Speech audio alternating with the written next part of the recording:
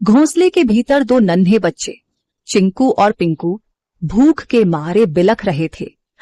मम्मा, भूख लगी है, क्या कुछ खाने को मिलेगा? पेट में कुछ नहीं है मम्मा, खिला दो ना। चिकी की आंखें भर आईं। हे भगवान, मैं क्या करूं? कैसे बताऊं कि बारिश हो गई है, लेकिन मेरे बच्चों का रोना से देखा नहीं जाता। भीगूंगी, गिरूंगी, चाहे जो हो, लेकिन भूखा नहीं देख सकती। रुको मेरे लाल, कुछ ले आएगी, चाहे जान ही क्यों ना चली जाए। एक बात याद रखना, जब तक मैं नहीं आऊं घोंसले में से बाहर भी मत देखना, हाँ मत निकलना, समझ गए ना? अब इन दो बच्चों की माँ घर पर नहीं थी और बच्चे घोंसले में अकेले थे। उनके लिए यह पहली बारिश थी जो उन्हें किसी अजूबे से कम नहीं लग रही थी।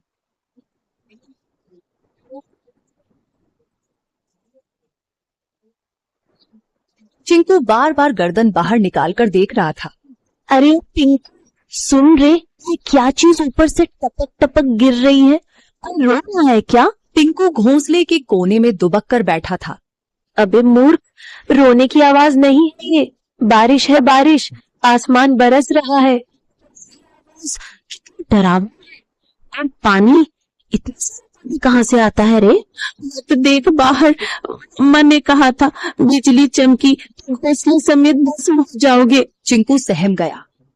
हवा के साथ पानी की बौछारें घोंसले तक पहुंचने लगी थीं। दोनों भीगने लगे। कब आएगी पिंकू? भूख लग रही है यार, और डर भी। पिंकू कुछ नहीं बोला। उसकी आंखों में चिंता थी। मम्मा ने कहा था कि अगर मैं देर से लौटूं तो घबराना मत, चुपचाप बैठे रहना, डर से बड़ा कोई शिकारी नहीं होता। चिड़िया खाना लेने के लिए चली जाती है। चिकी चिड़िया को जंगल में कुछ गेहूं मिले।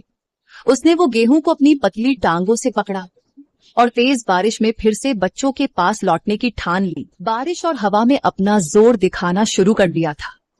उसे ना चाहते हुए भी एक पेड़ की डाल पर बैठना पड़ा।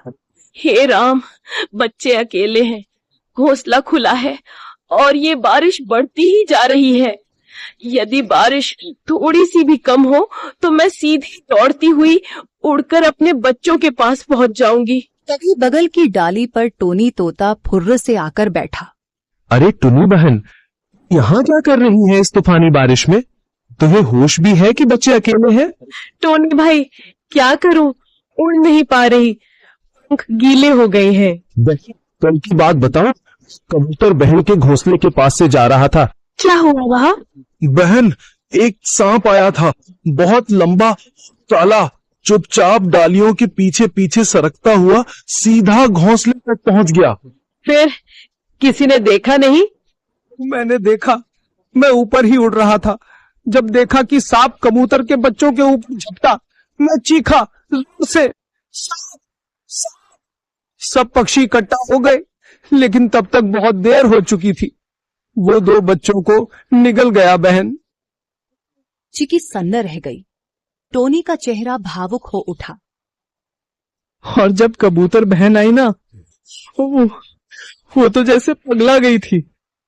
अपने घोंसले के पास आई तो देखा कि एक बच्चा खून से लथपथ पड़ा है और दो तो दिख नहीं रहे थे।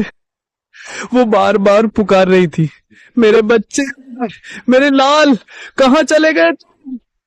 उसके आंसू रुक ही नहीं रहे थे। अपने बचे हुए एक बच्चे को उसने पंखों में दबा लिया और फिर चुपचाप बैठ गई, जैसे दुनिया ही खत्म हो गई हो उसकी।